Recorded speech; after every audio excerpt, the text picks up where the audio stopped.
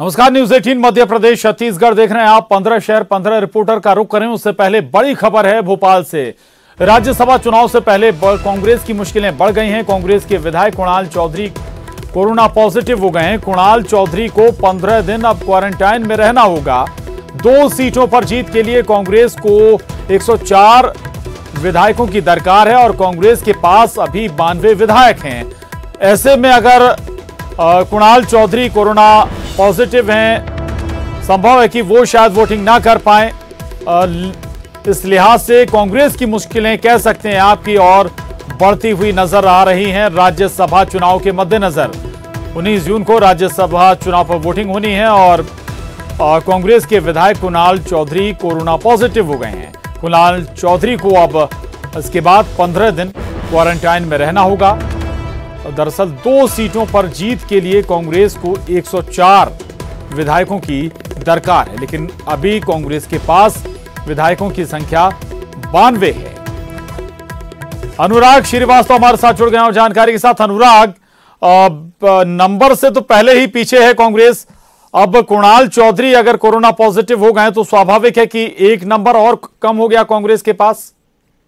बिल्कुल प्रशांत, देखिए राज्यसभा सीटों के 3 सीटों को लेकर चुनाव होना है, लेकिन 2 सीटों के लिए जो है कांग्रेस ने अपने उम्मीदवारों के नाम का ऐलान किया था। नंबर गेम में कांग्रेस बीजेपी के मुकाबले कमजोर जरूर है, लेकिन जिस तरह की रणनीति तैयार की जा रही है, जिस तरीके का दावा कांग्रेस की तरफ से किया जा रहा था कि कुछ और विधायक यानी बीजेपी कांग्रेस के अलावा जो सपा बसपा निर्दलीय के विधायक हैं, उसके अलावा बीजेपी के भी कुछ विधायक उनके संपर्क में हैं और राज्यसभा चुनाव के दौरान वोटिंग पर इसका असर दिखाई देगा। क्योंकि सबसे बड़ी बात यह है कि यदि बीजेपी के कुछ विधायक चुनाव के दौरान गैर मौजूद रहते हैं तो उसका असर भी चुनाव पर पड़ सकता है। तो तमाम तरह के सियासी गणित बिठाने की कोशिश जरूर हो रही है, लेकिन कांग्रेस के लिए मुश्किल इस बात को लेकर है कि संख्या बल में तो वो पहले से कमजोर है। अब उनके जो विधायक हैं वो कोरोना पॉजिटिव हो गए और बीजेपी अब इस बात की मांग कर रही है कि जो 20-22 विधायकों के संपर्क में कुणाल चौधरी आए थे उनको भी क्वारंटाइन किया जाए।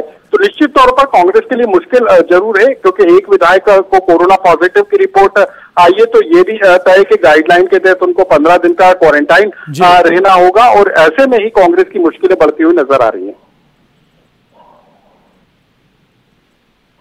बिल्कुल, लेकिन ऐसी स्थिति में कोई विकल्प नहीं है क्या अब कांग्रेस के पास? चूंकि अगर विधायक क्वारंटाइन किए जाते हैं कुछ और, जैसा कि बीजेपी मांग कर रही है, विधायक खुद कोरोना पॉजिटिव हैं, उनके वोट किसी दूसरे तरीके से कोई और दूसरा विकल्प है क्या आप कांग्रेस के पास?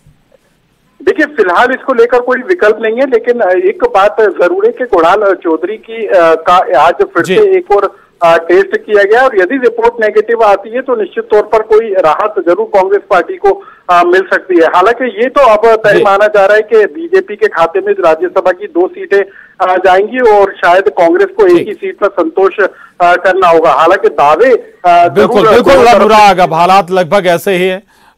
संख्या से काफी पिछड़ती हुई कांग्रेस यहां पर नजर आ रही है 2 सीटों के लिहाज से। बहुत शुक्रिया अनुराग आपका इस जानकारी। तो एक और बड़ी खबर है इंदौर से, जहां जीतू पटवारी के सामने घुटने टेकने वाले एसडीएम को नोटिस दिया गया है। कलेक्टर मनीष सिंह ने कारण बताओ नोटिस जारी किया है। मजिस्ट्रेट पद की गरिमा के खिलाफ इसे बताया है। प्रशासन की छवि धूमिल हुई है, ये कहना है कलेक्टर मनीष सिंह का। कलेक्टर ने अनुशासनात्मक कार्रवाई की अनुशंसा भी इस मामले में की है।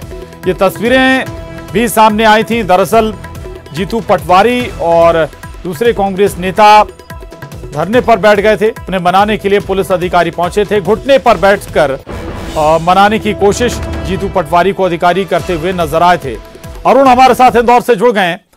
अरुण, सबसे पहले